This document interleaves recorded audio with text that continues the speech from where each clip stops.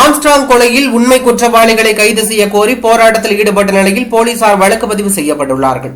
சென்னை வள்ளுவர் கோட்டத்தில் போராட்டத்தில் ஈடுபட்ட பொற்கொடி உள்ளிட்ட 1500 பேர் மீது போலீசார் அதிரடியாக வழக்கு பதிவு செய்துள்ளார்கள். சட்டவிரோதமாக கூடுதல் உள்ளிட்ட பிரிவுகளின் கீழ் இயக்குநர் ப. ரஞ்சித் உள்ளிட்டவர் மீது வழக்கு பதிவு செய்யப்பட்டுள்ளது. இந்நிலையில் ஆம்ஸ்ட்ராங் படுகொலை செய்யப்பட்டதற்கு நீதி கேட்டு போராடிய திருமதி ஆம்ஸ்ட்ராங் ஆனந்தன், இயக்குநர் ப. ரஞ்சித் மீது வழக்கு பதிவு செய்த தமிழக அரசுக்கு அதிமுக முன்னாள் அமைச்சர் ஜெயக்குமார் கடும் கண்டனம் தெரிவித்துள்ளார்.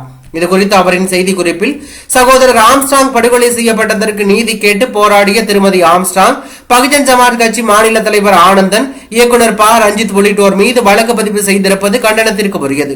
இன்னும் சில நாட்களில் தனது திரைப்படம் வெளியாக உள்ள சூழலிலும் அச்சமின்றி இயக்குநர் ரஞ்சித், நடிகர் தீனா போன்றோர் நியாயம் கேட்டு களத்தில் இருக்கிறார்கள். அனைவரின் மீதும் போடப்பட்டுள்ள வழக்கை தமிழ்நாடு அரசு உடனடியாக ரத்து செய்ய வேண்டும் என்று ஜெயக்குமார் தெரிவித்துள்ளது தற்போது பரபரப்பை ஏற்படுத்தியுள்ளது.